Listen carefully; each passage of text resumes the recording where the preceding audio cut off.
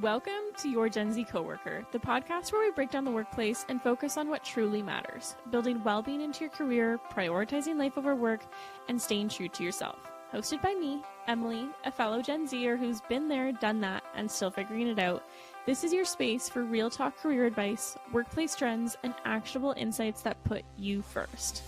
From ditching outdated office norms to embracing the freedom to thrive authentically, I am here to guide and inspire you. So grab your coffee or snack of choice, hit subscribe, and navigate this work-life thing with me on Your Gen Z Coworker.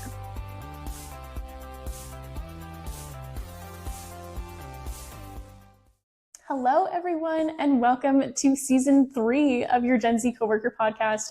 I am your host, Emily, and if you are a new listener this season, I'm super excited to have you. I've been doing this podcast for just kind of 3 years now. I've been running my business, Think HR, for 4 years now, and the podcast kind of went along with it, but I didn't totally take it seriously until 2024. And since 2024, we're looking different even now. We're on video. We're in a studio. I am located right now in Blackmore Studio in Woodstock, Ontario, and I'm super excited to be in this space. It's gorgeous. The furniture I wish I could have in my house. It's a beautiful space. You can use it for so many different things, meetings, parties, bridal showers, you name it, podcast recordings. It's a really, really beautiful space, and I'm so happy to be working with them in this gorgeous space. So we're on video, and not only are we on video, we are on video on YouTube. We are going to be working with RogersTV on our local network. So if you're listening from Channel 13 right now, I am super excited to have you. I'm based in Woodstock, Ontario. That's where I was born and raised and will probably never leave. But yeah, I'm super excited. And if you're just listening to the audio version of this on Spotify or Apple Podcasts, I'm still here. It's still my voice. But if you want a little face to the voice, I guess, feel free to check us out on YouTube or Rogers Channel 13 for the Woodstock location. This is Season 3. It's Season 3. It is January 7th today when I'm recording this. So we are just freshly starting the new year, and I am so excited. I'm so excited for the new year. I think it provides, personally, it's a fresh start. It's a little reset. It's a little, you know what? I have big dreams, big goals, big aspirations. This is the time to just dive into it and get started. So that's what we're doing with this podcast. We're getting started. So what I want to talk about today, and for listeners who have been with me since Season 1, and if you're a new listener, I focus a lot on what I do on well-being. So working in HR, being an HR consultant, being a Gen Z HR consultant, I really focus on the aspects of Gen Z and what they bring to the workplace. And those things kind of focus on 3 pillars, I guess you would say. So one of them being well-being, the other one being life over work, and the other one being individuality in the workplace. And when it comes to all these pieces, that's what this podcast is about. That's what I'll talk about in this podcast. That's what this season and all seasons going forward will be focused on, is careers, life, and well-being. Those are the really big focus. Today's theme that we're going to be talking about is redefining success. As we're starting a new year, there's a lot that we can talk about when it comes to setting goals, making resolutions, having a fresh start. And as much as I love it, there's a lot that goes behind setting a goal and what we define as achieving that goal, or what we define as success. So when we talk about success, and just thinking of it as the word, literally as it is, success, there's a lot of outdated, I would say, definitions of what success is, right? It could tie into those, success looks like putting in long hours, or success looks like hustling all the time.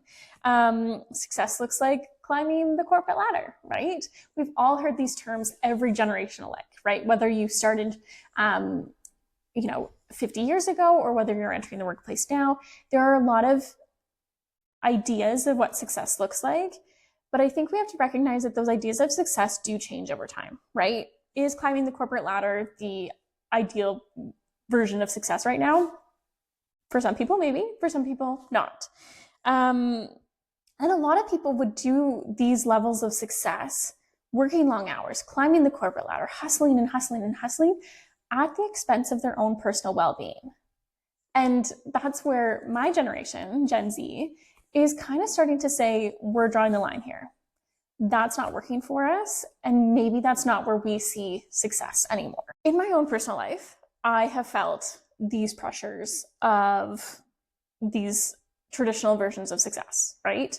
When we were in high school, you started to stream out. I think it was in grade 11 and 12, you started taking college and university level courses. And that was it. That was your options. When it came to grade 12 and you walked across the stage, you had to say whether you're going to college or university. That was it. There was no other option. There was no talk of entrepreneurship. There was no talk of just going into trades. There was no talk of just working at a job and doing that job, right? It was college or university. And I felt like that really shaped a number of generations previous to us as well, whether that was Gen X, whether that was millennials. I think talking about the different versions of success and the different ways that we grew up and were taught what success looked like was very challenging for every generation, right? The reason why we view success the way it is right now with long hours and hustle and climbing the corporate ladder is because that's what generations previous to us did and were taught. And I think what we're recognizing as the next generation is that there are other ways to find success, and there are other types of success, other definitions of success. And the younger generations, whether it be Gen Z or millennial, I think are recognizing these. We're recognizing that success doesn't look the same for everyone, right? Success doesn't always mean making a lot of money. Success doesn't always mean becoming the president or CEO of a company or becoming a manager of something. There's a lot of other pieces that tie into what success looks like. And I think some of the focuses for millennial and Gen Z relate more not on the money aspect or the societal norms or I guess the clout, that comes with certain levels of jobs. I think our focus of success goes more into mental well-being, right? How are we doing mentally? Do we feel clarity in our role? Do we feel as though that we have a great, a sense of well-being and sense of life? And the talk of work-life balance too was really big and is still really big topic. And so these pieces of success have started to shift over time, and always viewing it as money, wealth, status, title, whatever, is something that we're starting to move on from. The problem with those traditional views of success is that A, it doesn't apply to everyone, and B, a lot of those things were done at the expense of someone's mental well-being.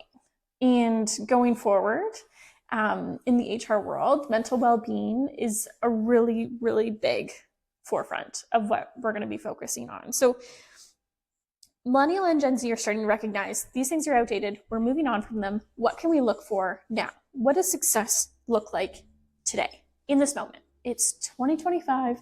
It's a fresh start. It's a new year. What does success look like? What can we think of when it comes to success? Some examples that have come up in either articles that I've read, my own personal life, clients that I've worked with, is success to them is financial stability.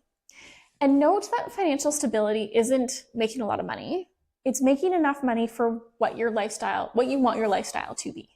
It's being able to pay the bills each month, have money left over to do things that you love to do, and have a future, right? I've recently gotten into investing with the help of my boyfriend, or fiance, I guess now. That's exciting news. Throw that into the podcast too. With my fiance, we've kind of been working together on planning our future. And so making sure that we have money invested for our future, that's financial stability to me. That's making sure that I'm good going forward. It's not just making a bunch of money and not knowing what to do with it. It's setting yourself up for success going forward. Success can also look like personal growth. Personal growth does not just mean career growth. Personal growth can mean learning a new skill, just because you want to learn a new skill. It's trying a new hobby. It's making sure that you're using the strengths that you have in a role that you enjoy. Personal growth looks different for everyone, but that's another form of success. There's that piece of creative fulfillment. That was something that in all my previous jobs that I've had, if you're new here, I have worked 14 different jobs so far. I'm 27 years old and I've worked 14 different jobs since I started working at the age of 15. And one of the things that I really wanted to focus on in my career was finding that creative fulfillment. I'm a very creative person, but I felt like in a lot of the roles that I had picked, I wasn't finding that creative element within it. Creative fulfillment. Point of meaningful work. So one of the shifts that's happened in, I want to say the last 5 or so years in the HR world is that there has been a shift in why people want a job. Obviously, we have to work. We have to make money. This is what this world revolves around. But we have to recognize, or what we've started to recognize is that we want to find fulfillment in the work that we do. So it's not just taking a job for the sake of taking a job. It's taking a job because we know it fills something inside of us. We find a purpose within the work. And it's not just the purpose that's given to us. You know, you get hired as a sales manager. Your role is to manage sales. That's your purpose. But it's the purpose behind it. If I was working as a sales manager in, I don't know, camping gear, I guess. I love camping. I love going outdoors and doing adventurous things. If I was a sales manager for, let's say, tents, I could find a purpose within it because I value spending time outdoors. I value adventures. I value making sure I have quality equipment to make sure that my trip doesn't end in disaster, right? But it's not. But if I was asked to be a sales manager of socks, I don't know, I wouldn't always find that purpose because it didn't align with my values. And so this younger generation is really focusing on how we can find work that fills our cup, right? Finding what we value, what we respect, what we want to have in our life that gives us purpose, and finding even just a piece of that in a different role. And then time for life. I mentioned earlier work-life balance as a form of success, and work-life balance has been thrown around a lot in the last, I don't know, decade at least. Of companies offering a work-life balance. They're like, yes, we have great work-life balance. And I don't know, whether it's my Gen Z in me or just the type of person that I am, that I question a lot of things and ask the question why, I want to see how. Don't just tell me you have work-life balance, show me how you provide it. Because I don't think that's like a guarantee that companies can offer. They can't say we have work-life balance because work-life balance looks different for everyone. Balance looks different for everyone. Work life looks different for everyone. And so that's where I tend to focus my piece on life over work, life before work. Because yes, we will have to work for a third of our lives. We might as well do something we enjoy, but we also have to make time for our life because that matters a lot. Everything that you do, who you are as a person, is you outside of work. Your job title does not define who you are. You are not defined by everything that happens on a daily basis at work. You are you outside of work. You are you when you are doing things that make you feel alive. And I think that's a really big misconception, and how success ties into that is that for so long, it was so focused on working long hours, going in early, staying late, climbing the corporate ladder, becoming the CEO, just doing all of these things at the expense of your life. And how many of those people got to the age of 60, 65, 70, wanting to retire, and then they retire and realize that they didn't spend enough time living life, right? They didn't spend enough time doing things they love. They spent so much time stressing, so much time worrying, so much time working that so many pieces of their life got slipped away. And so often too, there's so many people who hit that age of retirement and realize that they have health problems. They don't have as much life as they wanted to live. And I don't want to put a damper on any of that, but These are things that my generation as a Gen Z have learned. We've learned from generations previous to us that putting work over life doesn't always pan out to success, doesn't always pan out to a really great life. And workplace trends are showing a lot of these things, right? We talked about financial stability, personal growth, creative fulfillment, meaningful work, and time for life. And a lot of companies are trying to work with people on these pieces, right? There's the rise in remote work, right? That's a really, really big topic right now, and really, really big going into 2025. And I think for the rest of this year too, is that remote work is still very much prominent. While there are companies that are saying we're bringing people back to work and we're bringing people back in office, people are still looking for remote work because they've realized that it gives them a little bit more of their life back, right? They don't have to do commutes, long commutes in the car, right? They get to spend more time with their kids. They can, have lunch at home, right? There's so many different pieces of remote work that don't just mean that you're away from the office. It means you're living your life at home. The other piece of like flexible hours, right? Being able to pick your kids up from school is a really, really big asset. If your company can allow that, it's a really great asset because childcare can be really expensive. And pieces of mental health too. I think a lot of companies have started to adopt more of a open mindset when it comes to mental health and mental well-being and overall well-being. Most of the companies that I worked at had some sort of EAP, so employee assistance program, where you could access some form of therapy or just counseling, someone that you could talk to about something. And so that was really beneficial. But I think taking all those pieces and just doing one of them isn't always going to be successful, right? Successful, again, I'm not trying to use the word all the time, but success looks different in so many different ways, right? In your career, in your life, and just showing up as who you are. And what I want you to start thinking about right now, in this moment, is what does success look like to you? What does success mean to you? What does success look like for you in this moment right now? And what does success look like for you 5 years from now, 10 years from now, when you retire? What does success look like? And I want you to start thinking about those different types of success, right? The success that we always viewed as what success was: making a lot of money, working a lot of hours, making your way up in the company. And if that's success to you, then that's success to you. And if success looks like having great mental health, focusing on life over work, spending time with your family, making sure that you're showing up as who you are authentically outside of work, those are really big pieces too. So I want you to start thinking, what does success really mean to you? And what do you think it looks like for you in the future? So when it comes to defining success on your own terms, not my terms, not the world's terms, not your business's terms, not your company's terms, anything like that, how do you define success on your terms? It comes down to the question of priorities, right? What are your priorities? And just yesterday, I was taking the time and writing some business goals, right? The SMART goals, specific, measurable, actionable, relevant, timely. Don't quote me on that.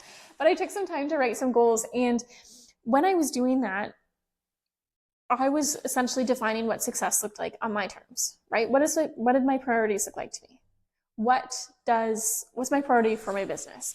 And I kind of narrowed it down to like 5 goals. But they all related to different things. One was income. Income is important as a small business owner. We need to make money to live and to grow my business. Another one of my goals related to social media and making sure that I have really great engagement on there. Another goal related to how I'm going to make some passive income choices. So obviously, being a consultant, a lot of my time is used up working with people, consulting with people on resumes, on cover letters, on business projects, etc. And so I want to find ways to make passive income. And then the other things were relevant to my new ventures this year. So focusing on video podcasting, and also writing my book, which is set to be released this year, hopefully in the spring. It's called We're Human, Not Resources. And that's kind of where my priorities focused for my business. And a lot of those are time consuming. They involve consistency. They involve taking actions. And those are my priorities. But then I had to take a step back and realize, but those are my priorities for my business. But what about my priorities for my life? And a lot of my priorities for my life lie around embracing life. As someone who has worked a lot of different jobs, I value flexibility in my roles, which is why I started my own business, right?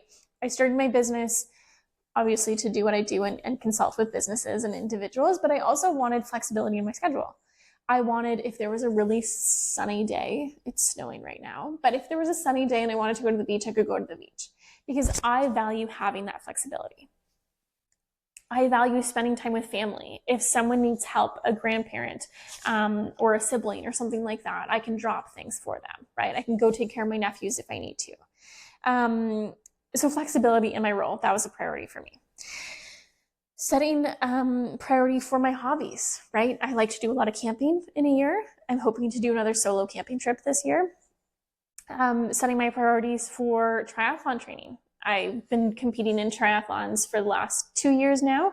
Before that, I used to do duathlons, and I'm hopefully training for a really big one this year.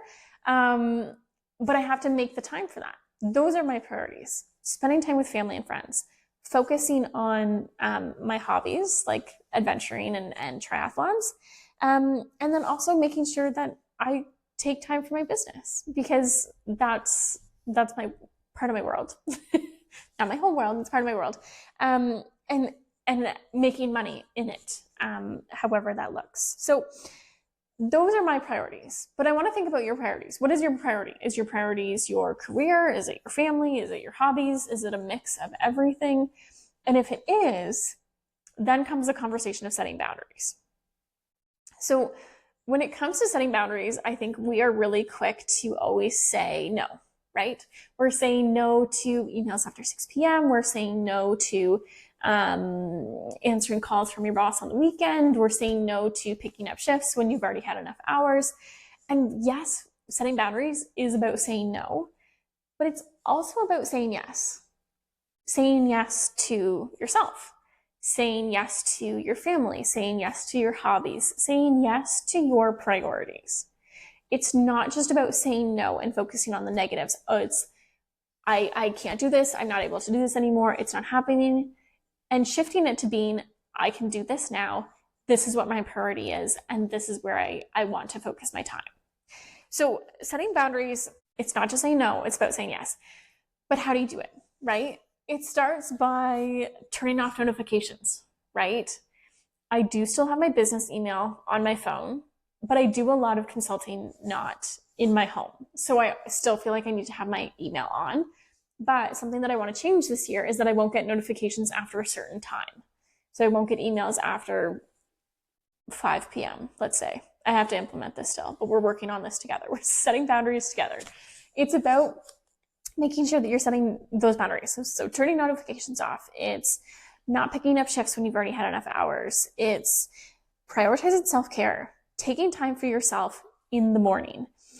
One of the shifts that I made this year in the last week, because we're only weekend, is starting my workday by getting myself ready. I think really often I would just kind of get up, get out of bed.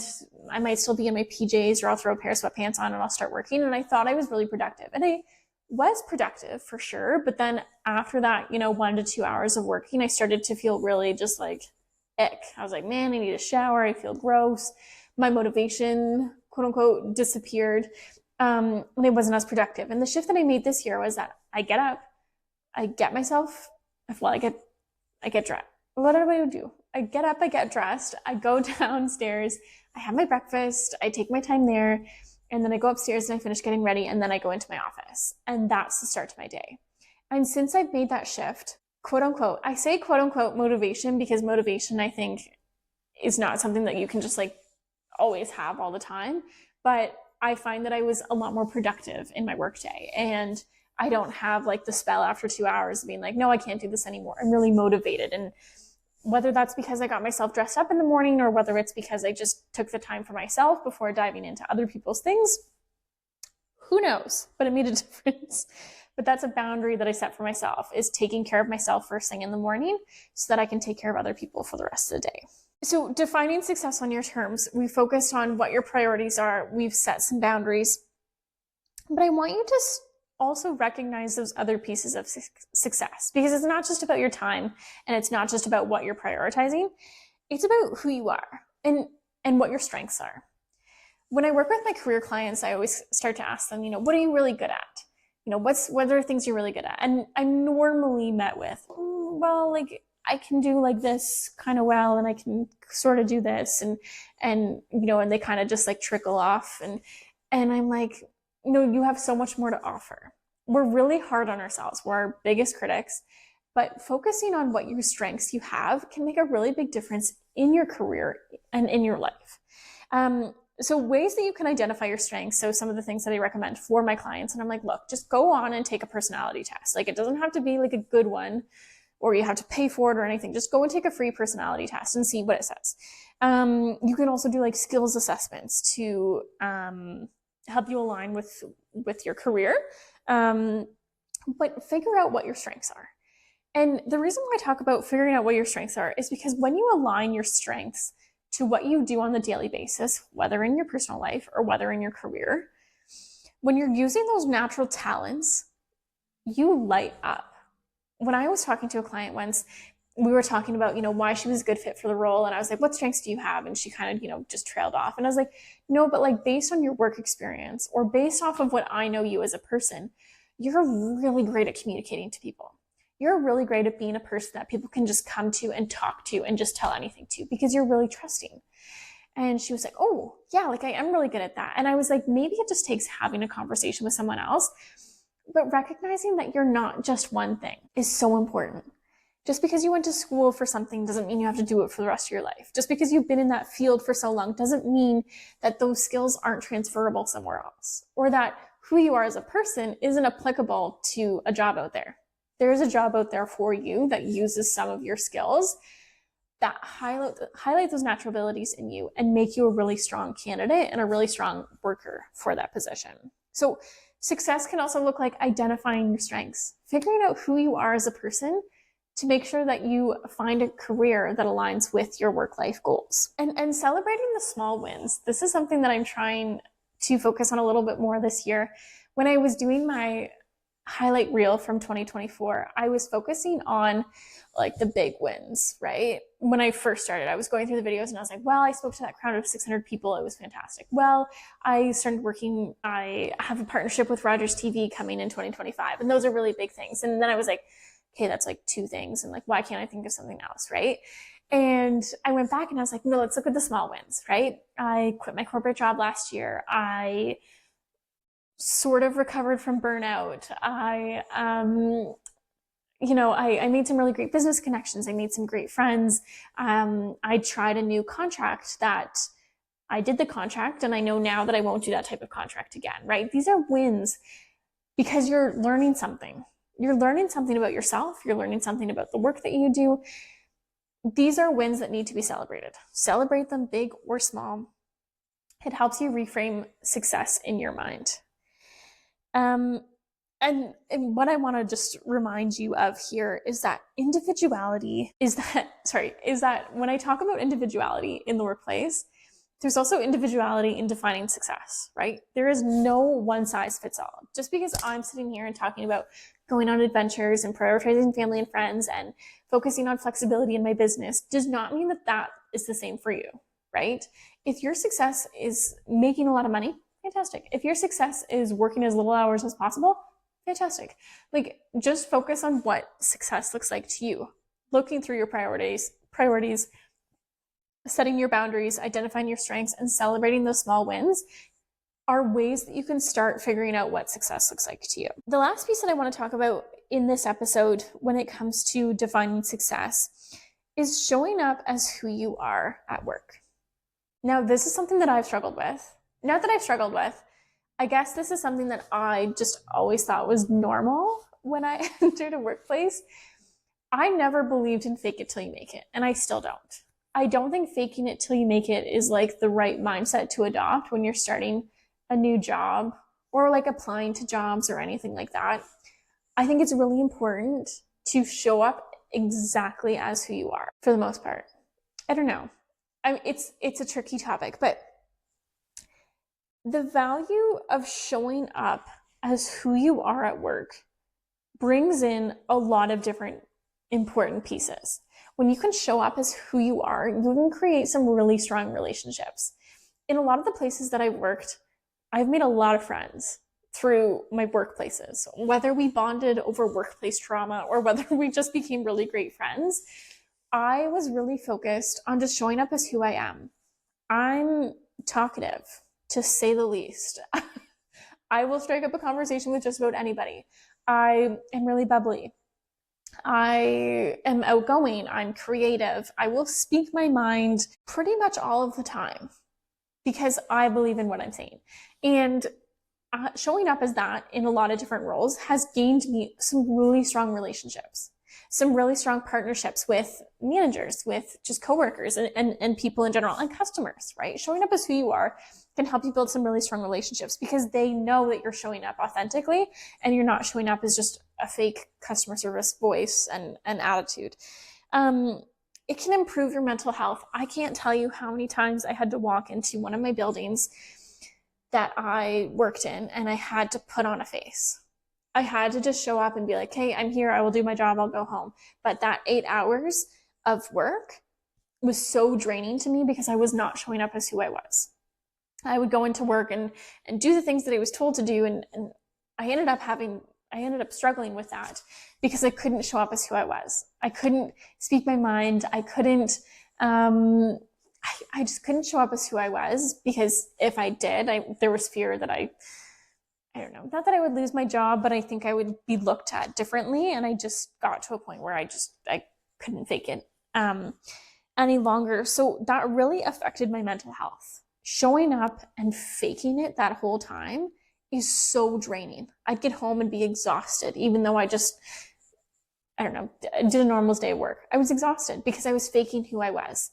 I was working at a place that didn't align with my values, that I didn't have my own purpose in the role. And I couldn't find the light, the rainbow, the sparkles. I just couldn't find that piece to it. So that was kind of a big piece for me was showing up as who you are improves your mental health significantly because faking it is just not worth it. In a workplace, at home, wherever, show up as who you are authentically. And it leads to better job satisfaction, I believe too, right? When you're showing up as who you are because you're using your strengths, because you're focusing on who you are, because you have priorities, you're setting boundaries. If you're doing all of those things, you'll love your job a heck of a lot better because you're you. You're just being you. You're going to work and doing you and being you, and going home and doing you and being you. And I think that's kind of been the misconception, I guess, that I've been struggling to communicate to other people is that you don't have to fake it all the time. If you're faking it all the time, it's exhausting, it's draining, it's mentally just not good. So find ways that you can avoid that you can learn from it, that you can find something else that you can show up authentically because it makes a difference not only in your career, but in your personal life as well. And I guess when it comes to talking about showing up authentically, obviously, if you're starting a new job, really easy to start showing up authentically, right? You show up to the interview, you said your piece, you are who you are, and this is what you're bringing to the table, and they hire you and you start your role, and that's great, and you start.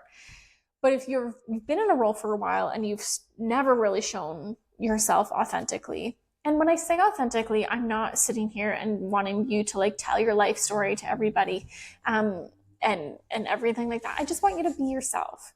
Feel comfortable sharing little anecdotes of your life. Or if you're a private person, just, showing little pieces of your personality every so often, right? Putting a little flair in your email. can make a really big difference. So some tips about showing up authentically as who you are is be honest about what your needs are and what boundaries you're setting, right? If you're setting boundaries when it comes to workplace items like not checking emails after 5 p.m., notify the right people. Let them know that, hey, you know what, going forward, I will not be answering emails after this time, or I will not be picking up phone calls at this time. And if there are issues when it comes to those pieces, communicate what your needs are. Communicate why these boundaries are necessary to set. Communicate the needs of being able to pick your kids up from school. Tell them the reason why. Tell them why you need it, and be honest about it. Share parts of your personality that feel comfortable and natural, right? I don't want you to like automatically show up to work in like your pajamas. Obviously a little unprofessional, but do things that feel comfortable. And just like, don't feel the pressure to do everything right away. Being, I'm setting all these boundaries, and I'm also doing this, and I'm also doing this, and I'm going to show up as me authentically. It takes time. Take a deep breath. We're going to work through it together. Just do things that come naturally, right? If you have that little voice in your head when someone tells you something to say, oh, maybe I should say this, maybe just say it. See how it goes. And the other tip is to recognize when a workplace isn't a good fit for you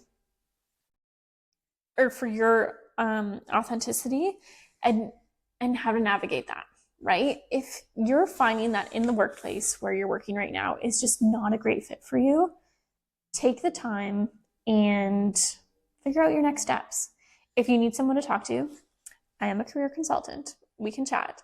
Or just talk to your family, or talk to your friends, or talk to someone who's like completely unbiased, and figure out what kind of that next step is for you, whether it involves moving departments in the workplace that you're in, whether it means changing careers altogether, whether it's getting a different education. If a workplace is not the right fit for you and your authenticity, and you're able to push through, that's great. But I think a lot of us have gotten to the point where we can't continue to fake it till we make it anymore. And I want you to know that you're not alone in that. I definitely dealt with that in the last couple of years. But find that change. I think really often we think that we're just stuck where we are, right? I talked about it before. Just because you went to school for something doesn't mean you have to stick with it for the rest of your life. Just because you started in one career doesn't mean you have to stick with it for the rest of your life. I think being who you are on a daily basis, being authentically yourself, showing up as who you are, setting those boundaries, making sure you're focusing on your well-being, these are all really important aspects of not just your career, but of your life. And making sure that you're in a place that supports that will make a really, really, really, really big difference. And I always say this to my clients, and I'm having this little conversation with myself in my head right now, is that so often I tell people all of these things, right? You have great adaptability skills. You have great skills. These are transferable to different organizations. And I want businesses to make sure that people can feel authentically themselves, and that they can provide a work-life integration and all these pieces. And as much as I'm sitting here and saying this, I, unfortunately, as I'm apologizing to myself, I don't have the ability to make all of these changes, right? I wish that I could show businesses what a great candidate you are. I wish that I could change the way that businesses view work-life balance, and I wish you could show up as authentically as you can in any workplace. But unfortunately, I can't do that. I'm one person. I like to think I'm really influential, but I know that there are more things that need to come into place before all of that happens. And it starts with having this conversation. It starts with having this podcast, talking about these things, teaching other people about it, so that you can go and start making that difference in your workplace, in your career, in anything like that. I want you to focus on those pieces and start having those conversations, because they're really, really, really important. In closing, I guess I'll say, as we kind of wrap up this episode, is the key takeaways I want you to remember is that traditional success is not the only path. Making a lot of money, climbing the corporate ladder, doing all of the big things, going in early, staying in late, that is not the only path to success. There are so many different definitions. And that comes from defining what matters most to you and building from there. If success is spending more time with your family on weeknights, start scheduling that in. Start setting those boundaries. If success is focusing on building your own business, get after it. Start it. It's a new year. It's a great way to start things off. And remember that being authentic, being who you are, what your strengths are, what your priorities are, what those little things that you consider as wins in your life, authenticity is a strength. It is not a weakness. Being who you are is the strongest thing that you can bring to anything. Showing up as who you are at work, in your life, doing things that you love to do, showing up as who you are, that is a strength. That is not a weakness. No part of you showing up as who you are is a weakness. That is a strength. And I think it's a strength that a lot of us have in us, but we just haven't taken it out into the world yet. I hope this episode was something beneficial to you. Thank you to all of my new listeners. And thank you to all of my, I don't want to say old listeners, existing subscribers to the podcast. I am so excited to have these videos come together. Excited to see how everything works out with posting these on YouTube, with working with my local RogersTV network, with recording in this beautiful space, Blackmore Studio here in Woodstock, Ontario. Please feel free to send me a message on topics you want to talk about in the upcoming season. For most of my video podcasts, I will be posting, or I will be having guests on the podcast. But I thought we would start the season off with just a little welcome to season 3. This is what we're all about.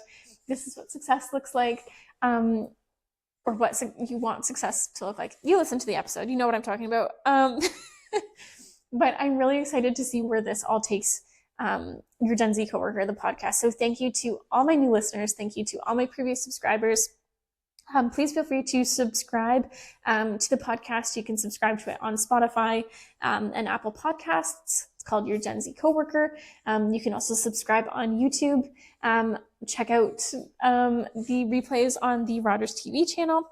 Feel free to leave a review on any of those platforms. Send me a message. Let me know what you thought of the episode.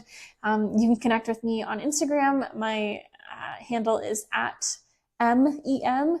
That's my Instagram handle. That's also my YouTube handle as well. And yeah, follow me on social media. Leave a review. Let me know what you want me to talk about. If there's any guests that you want me to have on the podcast, I'm happy to see if they'd be a good fit. And I will talk to you in the next episode. Okay, bye.